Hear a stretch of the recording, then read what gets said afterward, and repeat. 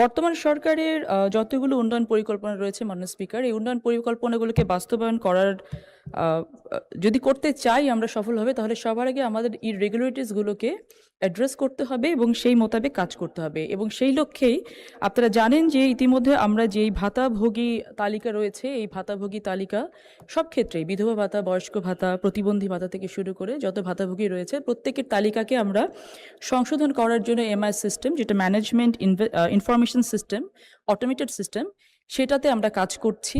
এবং যেটা সিমের বিষয় বললেন, এটা খুবই প্র্যাকটিক্যাল একটা প্রবলেম। অনেক সময় দেখা যায় যে মাঝখানে যারা থাকেন, যারা কানেক্ট করার চেষ্টা করেন গভর্নমেন্টের থেকে বেনিফিশিয়ারি পর্যন্ত, সেখানে মাঝখানে যারা কাজ করেন তারা ইনফরমেশনগুলো ভুল ইনফরমেশন দিয়ে অনেক সময় বেনিফিশিয়ারিকে ম্যানিপুলেট করেন। সেই জায়গাটা থেকে মাননীয় স্পিকার, আমাদের প্রতিটা ভাতাভোগীকে G2P সিস্টেমে, গভর্নমেন্ট টু পার্সন, আমরা যেটা আমাদের বেনিফিশিয়ারি এন্ডে টাকাটা পৌঁছানোর চেষ্টা করি এবং টোটালটাই হয় অটোমেটেড সিস্টেমে।